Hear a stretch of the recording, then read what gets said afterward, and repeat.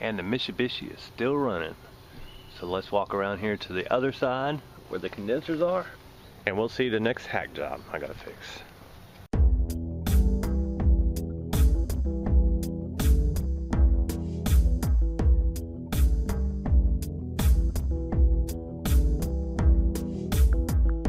So what you're looking at is a 3.5 ton Goodman air conditioner that was bought online, and it's attached to 2 tons worth of ductwork.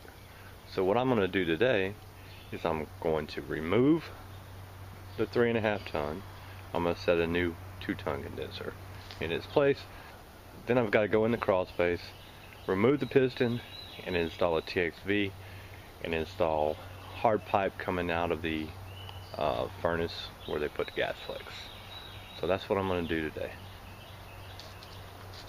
I guess they've got a leak somewhere, but it doesn't matter because this is getting taken out.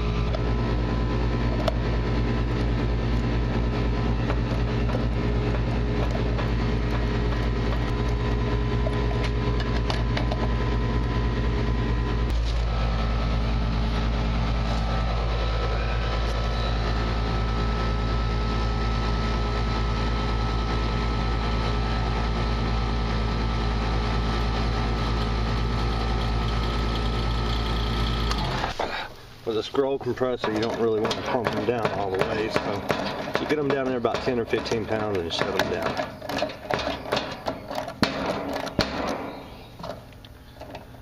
Alright, she's pumped down, and now I'm going to cut the line loose, and look, looks like I get to replace a whip as well. Look at that. I mean, who does this kind of crazy stuff? Well, I've got the electrical disconnected, I've got the low voltage disconnected, and I don't understand why guys use the big wire nuts on low voltage wires. Anyway, I wanted to show you this here. Look at that. I didn't know a Romex connector was approved for exterior use. Well, that's neither here nor there, because when I get done, it'll have a real whip put in place.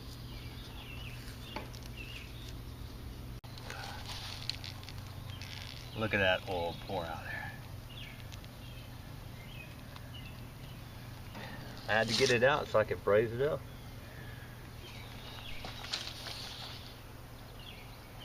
Well, I'm going to try to blow some of that oil out of the little short piece of 7/8 there.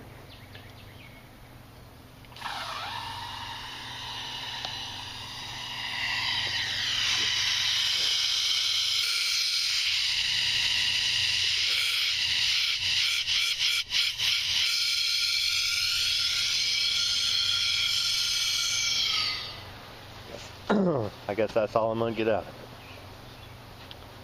Now I'm just going to crimp it off and braise it up. Well, I've got the lines brazed up. I'm still using the net brace, and I love this stuff. This was a 22-foot roll, and I can't say enough good stuff about it. I mean, no more little bitty pieces until you get to the end. Still love this stuff, man. And it just kind of hangs out on my torches there. Alright, so I pulled the shredder cords out, so if there was any fire in there, it would come out the valve. I'm going to put the cords back in it, get it moved out of here, and then go ahead and set the little 2-tonner.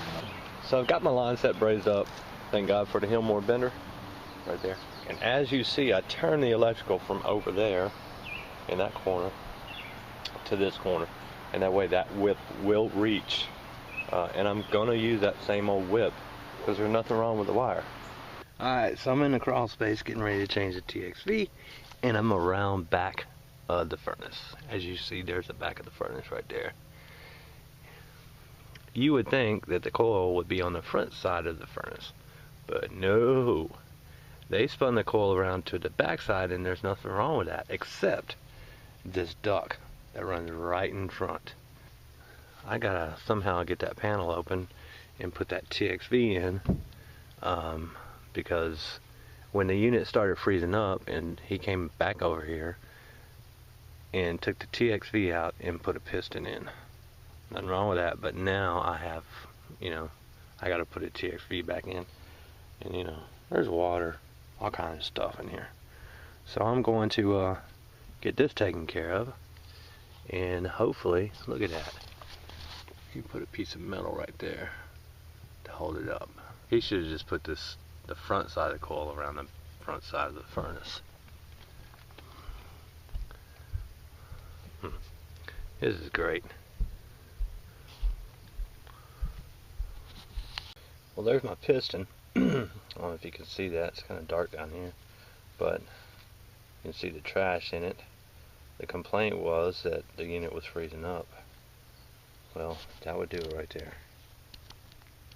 So, wow. Yeah, had some trash in it. But as you see, got my duck off. Got that duck over there. There it is right there. So it's off. I'm gonna attach my TXV. Then I'll blow that line out. See if I can't get some more trash out of it. So the line is blown out, and got the TXV mounted. Got everything secured.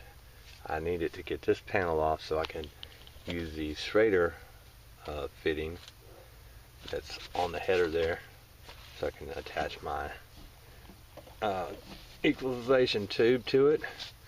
Now I'm getting ready to mount the bulb, and we'll close this one up, and hopefully it does not need to be adjusted.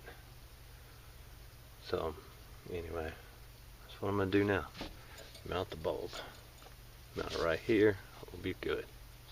Well, I've got my duct put back, and I'm not going to insulate it because I'm going to come back and just put a piece of flex here. See that tape? That is exactly how I found it. There's not enough pipe right there to reconnect and screw it. So I'm going to have to bring in a piece of flex, put flex from here over to there to that 90. I still got to seal all that up, and then once I do, then I'll crawl out of this little hole. Pretty bad. See the water? Pretty nasty stuff there. But yeah, so I just got to make that connection with flex. But that's how it's going to stay today till I can come back. So I just got through changing the blower speed, and what you look at the gas pipe runs right in the center of the door. So when I bring the flex back, I'm going to actually take this all off, 90 it, come around over here, drop down, and come across the bottom, and then tie into the gas valve in there, because this goes inside the furnace, which is a no-no. So the easiest way to do it, like I said, is I could come across here and then down and across, but 6 of one, half dozen of the other. Like I said, that way, down and across, and then put our drip leg here or whatever. But I'll take care of that when I come back to do that flex. Now I'm just going to go open the valves, come back in here, turn power back on up there. Looks like I'm headed back down into the crawl space and adjust that TXV. Alright, well, my low side sensor keeps dropping out, but that's alright. I got my high side. Oh, damn, it just dropped out.